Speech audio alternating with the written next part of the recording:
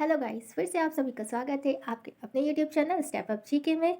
तो गाइस, आज हम पढ़ेंगे प्रेसिडेंट से रिलेटेड आर्टिकल।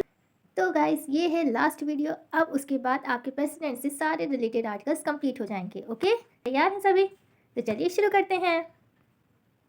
आर्टिकल 16। आर्टिकल 16 में लिखा हुआ है ओथ और अफर्मेशन।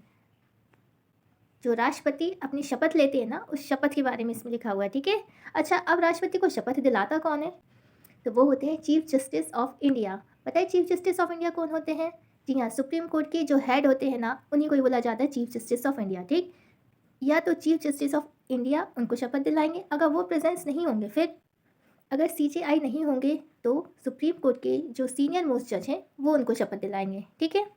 चलिए, अब यहाँ पे लिखा हुआ है ओथ, यानी कि जो शपथ लेते हैं ना राष्ट्रपति, तब वो बोलते क्या हैं? तब वो यही बोलते हैं, to preserve, protect and defend the constitution and the law. जी हाँ, वो संविधान का और भारत के कानून को प्रोटेक्ट करेंगे, डिफेंड करेंगे एंड प्रिजर्व करेंगे। ठीक है। अब हम देखेंगे आर्टिकल 61। आर्टिकल 61 में है the procedure for impeachment of a president, कि प्रेसिडेंट को हटाने की प्रक्रिया। ठीक है। अब यहाँ पे लिखा हुआ है the impeachment process of president can initiate either in Lok Sabha और राज्यसभा, यानी कि जो इम्पीचमेंट की प्रोसेस है ना, वो दोनों में से किसी में भी शुरुआत की जा सकती है। ठीक है। We have taken Lok Sabha as the first house to initiate the impeachment charges, यानी कि अब हम एक एग्जाम्पल के थ्रू इसे देखेंगे कि कैसे कैसे उनको हटाया जाता है। ठीक। तो यहाँ पे हमने एग्जाम्पल के तौर पे लिया है लोकसभा, यानी कि हम लोकसभा से इस इम्पीचमेंट को शुरू करेंगे। ठीक है। तो देखिए, सबसे पहले क्या लिखा हुआ है, Lok Sabha initiates an impeachment charge. Lok Sabha में सबसे पहले ये शुरू होता है। ठीक।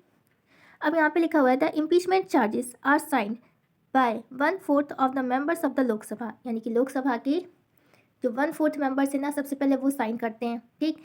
1/4 मेंबर का साइन करना कंपलसरी है राष्ट्रपति को हटाने के लिए। ठीक। अब क्या होगा, ये नोटिस दिया जाएगा राष्ट्रपति को। ठीक। अब वो राष्ट्रपति के पास 14 दिन का टाइम रहेगा खुद को बचाने के लिए। अब वो किसी भी तरीके से खुद को बचाना चाहते हैं तो बचा सकते हैं। ठीक।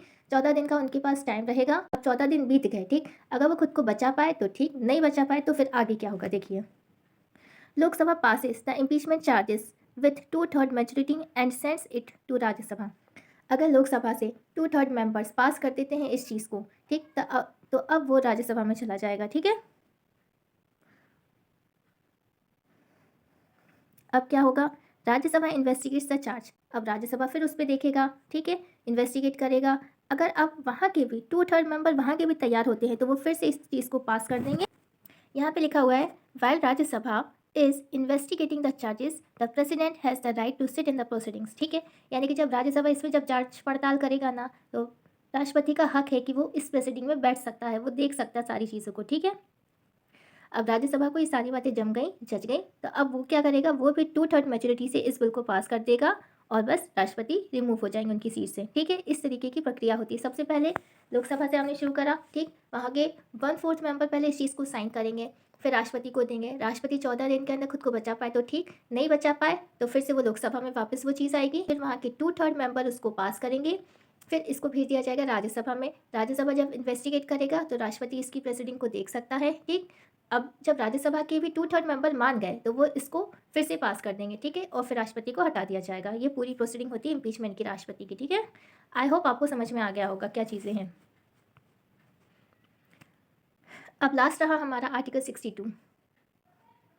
आर्टिकल 62 में लिखा है वैकेंसी के बारे में। अगर राष्ट्रपति की सीट खाली हो गई तो क्या होगा? ठीक है, राष्ट्रपति की जो सीट है वो किस किस तरीके से वैकेंट होती है। सबसे पहले लिखा हुआ है on the expiry of tenure of 5 years, मतलब 5 ईयर्स कंप्लीट होने पे वैकेंट हो जाएगी उनकी सीट। दूसरा लिखा है रेजिग्नेशन, या तो वो resignation they they, impeachment, death.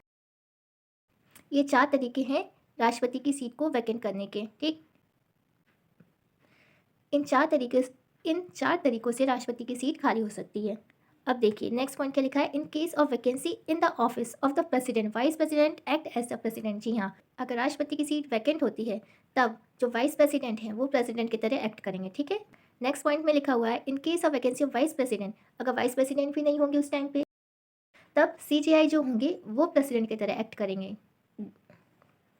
CGI that is chief justice of India. ठीक है, next, in the case of vacancy the election should be held within a period of 6 month. जी हाँ, अगर किसी कारण राष्ट्रपति की पद खाली है तो सिर्फ 6 महीने के अंदर ही इलेक्शन कराकर उस सीट को भरना पड़ेगा, ठीक है। या कि राष्ट्रपति की सीट 6 महीने से ज़्यादा वैकेंट नहीं रह सकती। 6 महीने के अंदर ही अंदर नया राष्ट्रपति चुना जाना चाहिए, ठीक है। लास्ट पॉइंट है, the newly elected president remains in the office for a full term of 5 years। देखिए इसका मतलब क्या होता है, मैं एक एग्जांपल से समझाती हूँ। आज कोई राष्ट्रपति बना और 2 साल बाद अनफॉर्चुनेटली उनकी डेथ हो गई। अब उनकी सीट तो खाली हो गई, 5 साल का टर्म तो कंप्लीट हुआ नहीं। अब क्या हो, अभी तो उनका 3 साल और बचा था। तो क्या अब जो नए राष्ट्रपति बनेंगे वो क्या सिर्फ 3 सालों के लिए बनेंगे, क्योंकि 5 साल को कंप्लीट करने के लिए 3 साल और बचे थे? नहीं, ऐसा बिल्कुल नहीं है। जो भी नए राष्ट्रपति बनेंगे वो फिर से उनका पूरा का पूरा कार्यकाल 5 सालों का होगा, ठीक है। ठीक है, आई होप आपको समझ में आ गया होगा। So guys, this is the time of revision. अब हम फटाफट सारे आर्टिकल्स को रिवाइज करेंगे, लेकिन अगर उससे पहले आपने मेरे चैनल को सब्सक्राइब नहीं करा है तो प्लीज़ मेरे चैनल को सब्सक्राइब कर लीजिए, ताकि आपको और भी ऐसे वीडियोस मिलते रहें। तो चलिए शुरू करते हैं। बताइए आर्टिकल 60 में क्या लिखा हुआ था? जी हाँ, ओथ एंड अफर्मेशन, यानी कि राष्ट्रपति की शपथ, ठीक। आर्टिकल 61 में 61 वन वन किससे रिलेटेड था? आई से। आई मतलब impeachment. Very good, impeachment of the president, बिल्कुल सही।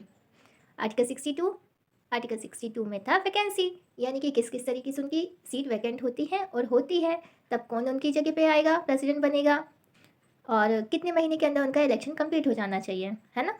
तो सारे आर्टिकल्स आपको याद हो गए? जी हाँ, मुझे पूरा विश्वास है कि आपको ये सारे आर्टिकल्स याद हो गए होंगे। तो guys, thank you so much for watching this video. I hope आपको ये वीडियो बहुत पसंद आया होगा। तो अब मिलते हैं नेक्स्ट वीडियो में, तब तक के लिए बाय बाय।